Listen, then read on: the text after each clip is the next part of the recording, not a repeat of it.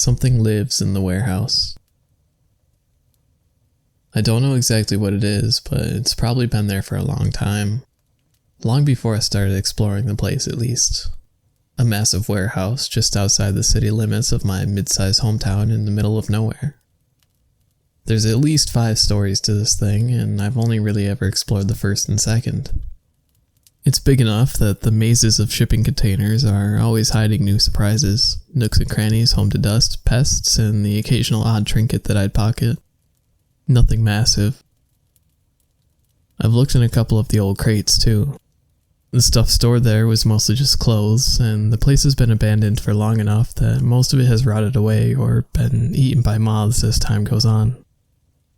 Thing is, the clothes, or whatever else used to be kept there, aren't what really makes this place interesting. I started noticing the pattern of weird noises somewhere around my 5th or 6th trip. Scraping sounds like someone was moving a box on one of the floors high above me. Something that sounded like footsteps, but far slower than a human's. The rustle of something soft being moved around, sometimes far too close for comfort.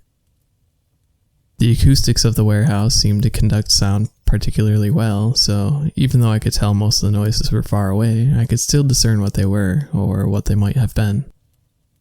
As freaky as the sounds were, I was only mildly concerned, and nothing came of them for a while. Nonetheless, I wondered, was it ghosts? Squatters? Looters? Something else? Eventually, I found out that it wasn't just someone else, but something else entirely. It was easily my 15th or 16th trip here. I opened the door, the rusty hinges creaking in protest, but I'd learned to ignore them at this point. Nobody ever seemed to be worried about the place, so I wasn't concerned about the cops being called or anything. As usual, the hinges didn't seem to scare away whatever was making the noises, because they started up again as soon as I began my walk towards the 2nd floor. As my flashlight shone across the stacks of metal and wooden crates that bordered my path, I heard whatever it was moving around on the floors above me. The slow tap tap tap of footsteps, the scraping of crates, none of it concerned me. This time though, I was more curious than anything else.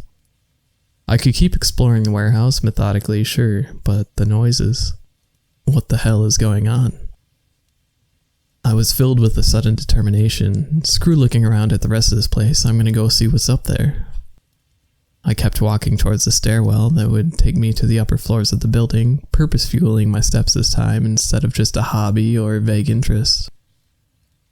As I ascended the stairs, I briefly paused on the 2nd floor landing, considering abandoning my investigation and going back to my old pastime. Then I shook my head to myself. I've already decided, and the noises aren't going to stop anytime soon. I turned and kept climbing. Might as well. I was having trouble determining where the sounds originated from at first. I stopped on the landing to the 4th floor and listened, tilting my head, trying to decide from the intermittent sounds of moving crates and slow footsteps if they were coming from this floor or the one above me. Okay, they might be from this floor, I thought, but they might also be from the 5th floor. I shrugged and turned to climb the stairs going up. I'll get up there and listen, decide that way. The moment I stopped on the 5th floor landing, I knew that the sounds originated here, not from the 4th floor. The way the warehouse carried sound made everything seem louder than it actually was, so the clattering boxes and even footsteps were clear. I reached for the door to push it open and froze, suddenly apprehensive. What if it's dangerous? I thought. Maybe it's a homeless person off their rocker. Nah, I've already committed, I thought, resolved. Not gonna back out now.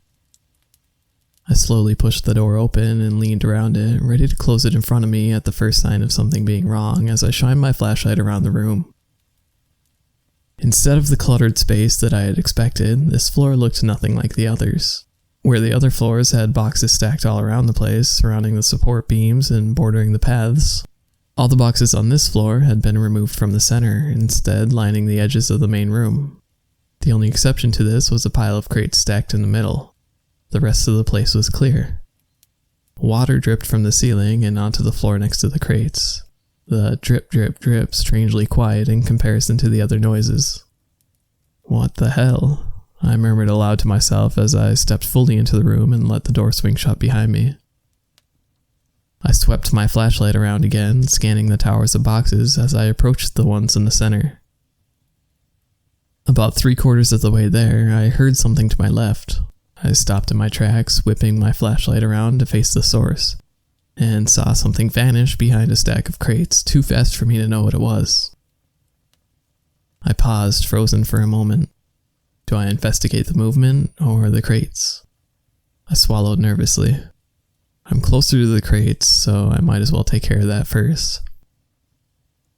I slowly moved towards them, keeping my flashlight on the place I'd seen the movement a few moments more.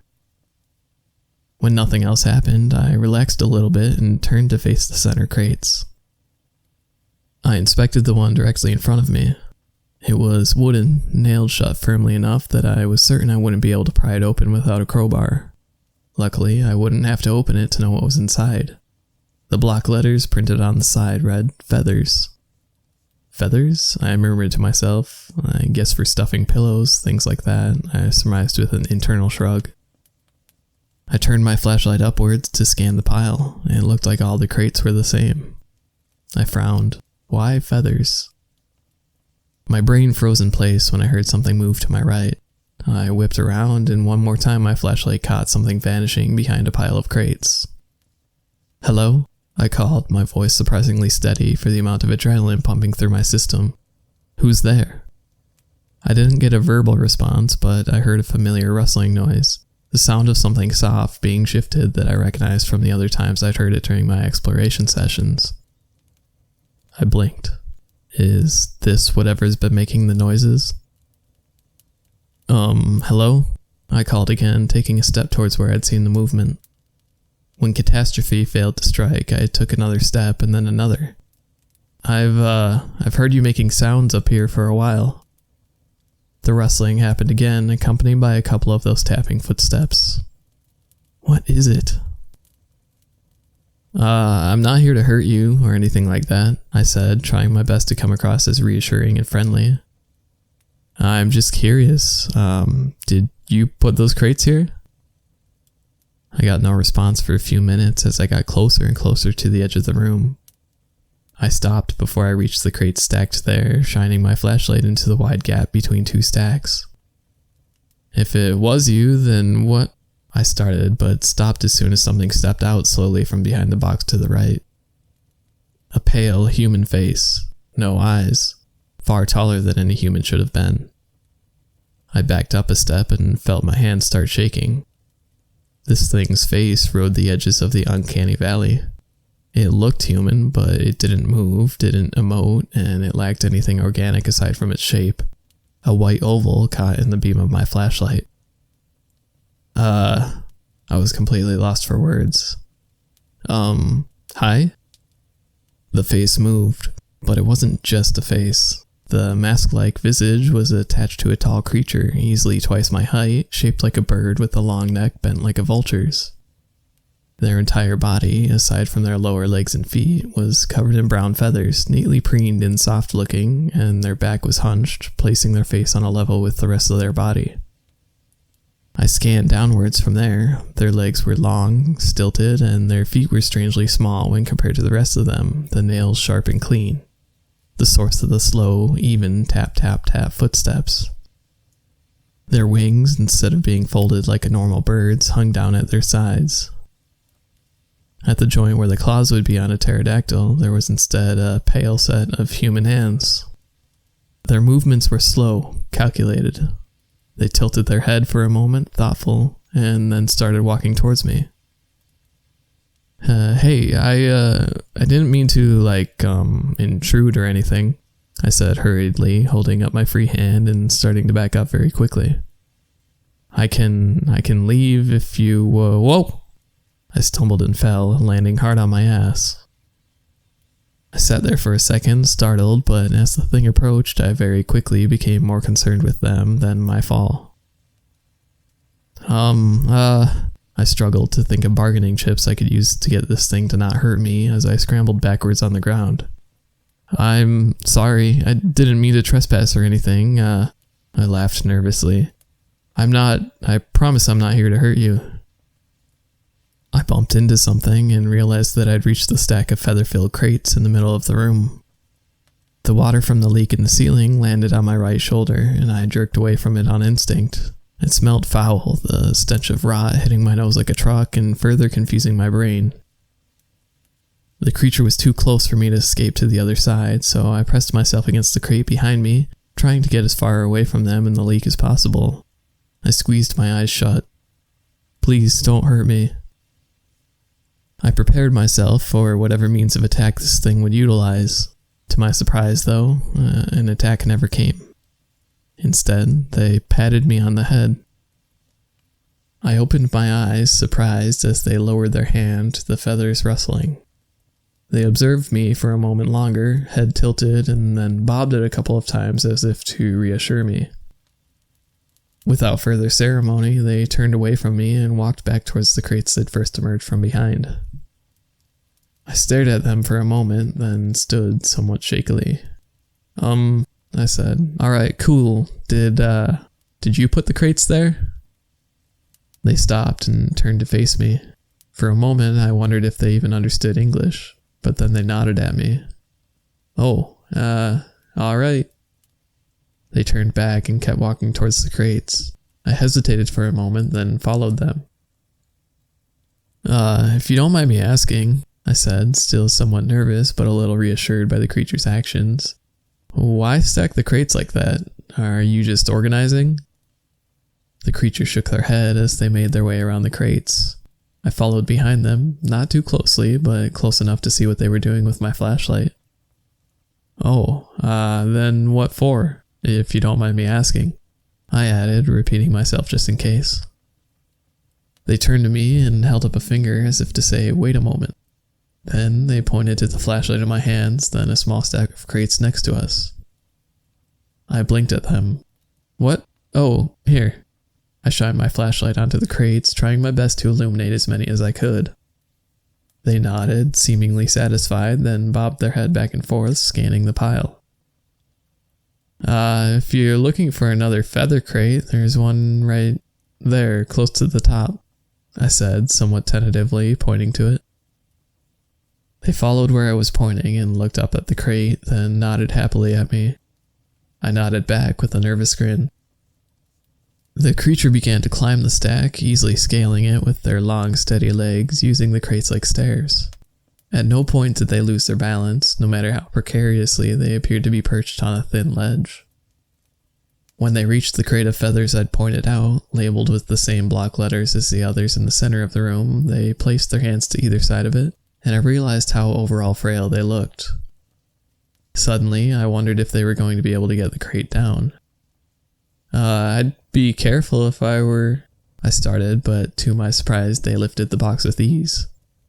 They climbed down from the crates with the same grace they used to scale it in the first place, then stepped around me and the other crates, making their way back to the center of the room. Again, I followed them, shining my flashlight upon the stack of boxes. I watched as they started to climb, and I suddenly realized that they'd arranged the crates in such a way that they acted like a staircase, enabling them to make it higher up the stack with ease. I watched them silently as they climbed. When they reached the tallest part of the stack, they stopped and tilted their heads, seemingly thinking. After a moment, they placed the box in front of them and then shifted it from left to right, not satisfied with its exact position. I recognized these as the scraping sounds I'd heard from below on my previous expeditions. Curious, I glanced down at the crate nearest to me and nudged it with my foot, or tried to because it didn't budge. The crates of feathers were apparently very heavy. Too heavy for me to move at all with one foot, but not too heavy for the masked creature to carry. "Are you building something?" I called up to them. They adjusted the crate a couple more times, then nodded at it, seemingly satisfied, before looking down at me and nodding again in response to my question. What is it?" I asked. "Stairs?" They nodded at me again as they walked down their makeshift steps, steady, never wavering or stopping to catch their balance. I frowned a little bit. "Stairs to what?" They reached the bottom and pointed at the ceiling. I raised my eyebrow at them. "Isn't this the top floor?"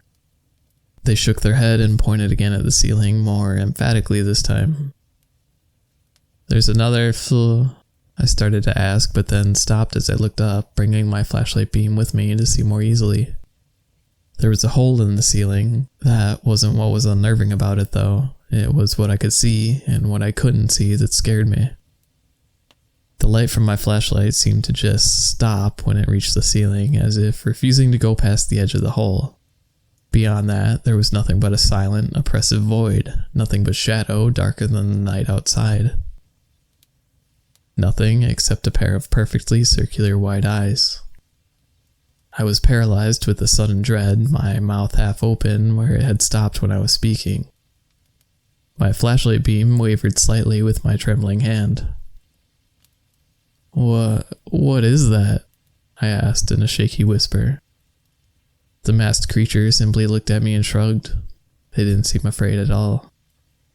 Are you building the stairs to get up to it?" They shook their head. I swallowed, my mouth dry. "Are you helping it get down?" They paused. They nodded. "Something lives in the warehouse's attic," and it drooled on me.